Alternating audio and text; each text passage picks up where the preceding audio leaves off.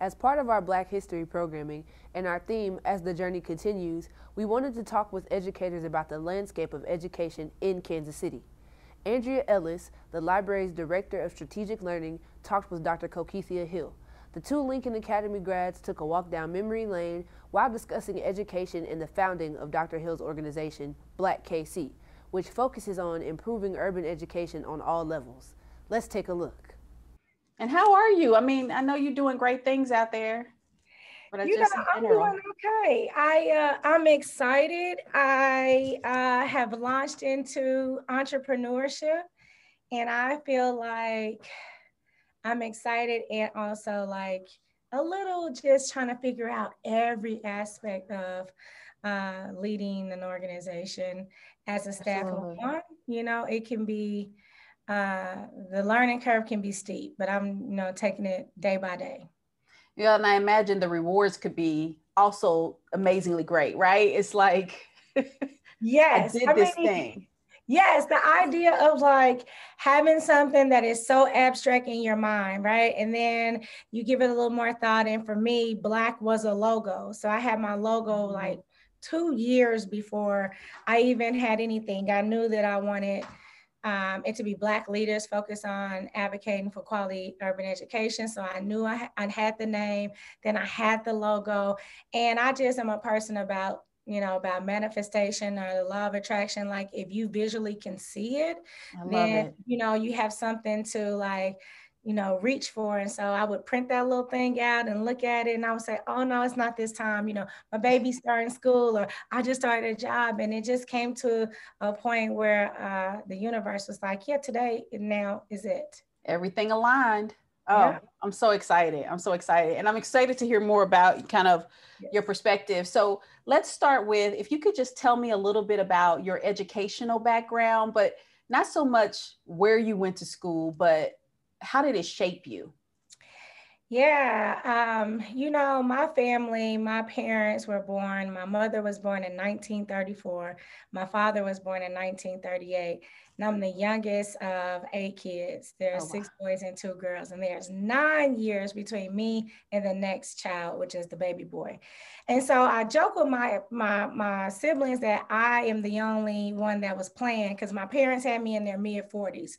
And so if you imagine what their life experience was like with schooling, being born in the 1930s, going to segregated schooling, my mom not even graduating from high school, having their first kid very young, my father being a military man, there was this belief in our house that like education is important, that education is the great equalizer. Like if you work hard, like Cokethea, you can do all of these things that we were denied access to because of all sorts of things, segregation, racism.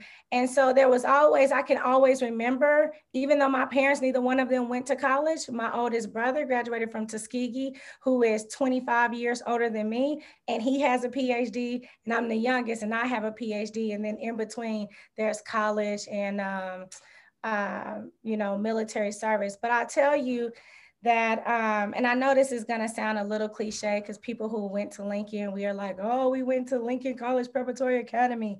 And Lincoln changed my life in so many ways. And it wasn't just about its focus on excellence and college preparation as people, will always talk about Lincoln. But prior to going to Lincoln, I was in the second wave of DSEC in Kansas City. So my neighborhood school was Sanford B. Ladd.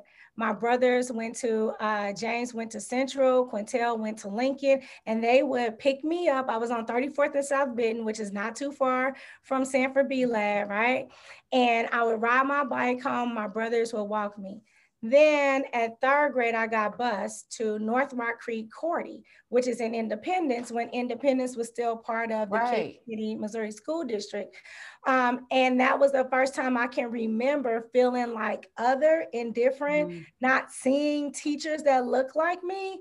And when I got to Cordy, which is right across the playground, right, 4th and 5th, I remember praying that I got like Miss Wesley and Miss Anita Gibbs. They were 2 Black teachers, and I was like, Lord, please get, I did not get either one. But I remember the teachers always taking an investment because there were only a few Black kids that were attending. And then I went to Lincoln, and it was 6 through 12. And it was diverse. And the teachers, I cannot remember teacher turnover. Like my brother had Helen J. Ragsdale, and he graduated. He graduated in 1988. I had Helen Ragsdale, and I graduated in 1997. Miss Skaggs, Miss Skillman, Angela Jones. I mean, like Mr. Hill, assistant principal. Yes. So, you know, like these teachers were invested in us, and they were there to like be a part of our journey. And that identity, that community, that relationship building. And I experienced trauma. I lost my father my junior year. I was depressed. I turned around. I lost my father in November of 95. My good friend Gina Dewberry, was diagnosed with cancer in August of 96 and died April of 97, weeks before our prom, of ovarian cancer. I think about the times where I went down to Miss Rollins' office. She was our attendance clerk, and cried under her desk. You know, like I had people who gave me space. And when I think about, I didn't want to go to college. My mother was entering she was a senior citizen. I had a full-time job. I went to Miss Ponder. I said, Miss Ponder, you know, my father has died. I'm not sure, because my father was the breadwinner in our family. My brothers were in the military or starting families, and I needed a worker's permit. She got a worker's permit. I had a full-time job at AT&T, which was at the town pavilion. So I would go to school from 7:20 to 12:45. I had an internship out at Humana, which was across from the stadium. I would be there until 2:30, and then I would go work from 3 to 11. And that was my senior year. And I was like, I'm not going to college. I got a full-time job. I'm making $13.80. I still remember $13.88 in 1996. And you are 16 years old, right? That's you money. Feeling that. Absolutely. You feeling that? I was like, who going to college? Like, I'm living out this. And she was like, no, 100% of Lincoln students apply for college and take the ACT. And she knew that as soon as I got excited, Miss Skaggs was like, oh, you're going on the Bayou Classic HBCU tour. So they knew, they believed in me. And so I know that those doors opened so many more doors, that a little brown girl that grew up with two parents, one that didn't graduate from high school, can earn a PhD. And it wasn't because I was the smartest kid or the sharpest crayon. It's because of teachers and community. My basketball coach, Coach Worthy, like they just invested in us. They refused to give up on us. You roll calling all the folks that they were there out there when I was there. You know, I'm just like, yeah. Oh, Mr. Hill, let me just tell you, he was the best. For give me those benefits. Right. She would say, whose funeral are you going to today? You'd be like, what? Because you're killing that gum. I mean, he had jokes for days. For days. Oh, I love him. Oh my gosh. And you were there quite a while after me, and just to hear all those names still being there, it's great. I love it. Yes, yes. And that was the beauty. And every person who graduated from Lincoln, even now, you know, we have these same shared stories, but teaching and learning when people really believe in your potential, sky's the limit for kids. Nothing like it, that's for sure. Wow. Thank you for sharing that. That's great. So let's discuss the state of kind of urban education broadly. And if you don't mind kind of defining how you define urban education before you kind of tell us what you think the state of it is in our country.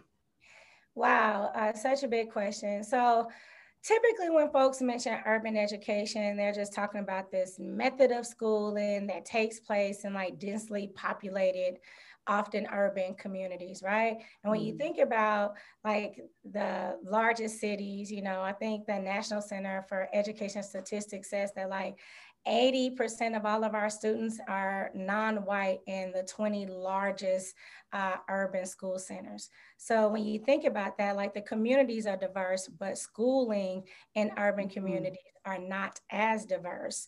And that's because, you know, we can spend a whole lot of time unpacking the United States history of segregation and racism and separate and unequal schooling. And so urban education is becoming synonymous with educating large populations of Black, brown, low-income kids who have experienced a great deal of trauma. I mean, it's become almost a code language. Like, it went from a definition to, when people say urban, people don't think of a picture of an affluent white suburban school system, right? Right, they right. think of high poverty, challenge, crime, low expectations, and so many myths and narratives and misconceptions about our babies. And our babies dream, and they dream big, and our families want the best for their kids, and they trust a school system to deliver on the promise of quality education. And that is not the case. Not only in Kansas City, but speaking nationally. You know, people go on our website, we say, we talk about in 2017, there were 50.7 million kids that were enrolled in public elementary and secondary schools. Of that 50.7 million, I think like 7.7 were Black children that identify as African American, and 93%, like 7.1 million, are in high poverty schools. Wow. Like 93% of all Black kids are in high poverty schools. And you step back and you say, okay, well, what does that mean, high poverty schools, and concentrated in neighborhoods and census tracts and communities that are poverty, that the majority of our kids are educated in schools that are not adequately funded, that do not have access to the best and brightest, individuals that are there to solve for challenges facing our kids, that there's a shortage of qualified teachers. Our communities are experiencing so much just upheaval and trauma. And so in many ways, when we talk about the crisis of Black children in the educational system, we cannot separate that from what we're seeing happening in communities, urban communities, because what we're seeing is concentrated blight. We're seeing a high proportion of unemployment, a lack of amenities and services, lack of quality housing. I mean, so many of those things. Schools are inextricably connected to communities.